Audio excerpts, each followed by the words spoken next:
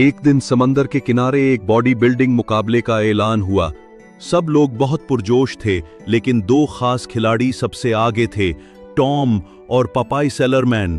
Tom ने protein powder बेचने की दुकान लगा ली। वो सबको कह रहा था, सिर्फ 6 दिन में मेरा पाउडर लो, ताकत लो। उसने खुद भी 10 बोतलें पी ली, लेकिन मसल्स नहीं बने, बल्कि उसका पेट फूल गया। सब लोग हंसने लगे।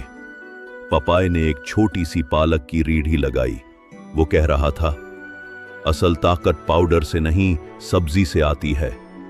उसने एक कन पालक पी और बूम, उसके मसल्स हिलक की तरह निकल आए। स्टेज पर टॉम ने पोज मारा और उसकी पैंट फट गई। तमाशाई जोर जोर से हंसने लगे।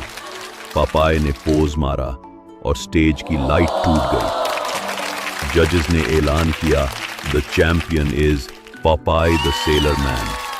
टॉम शर्मिंदा होकर अपनी प्रोटीन की बोतल लेकर चलता बना।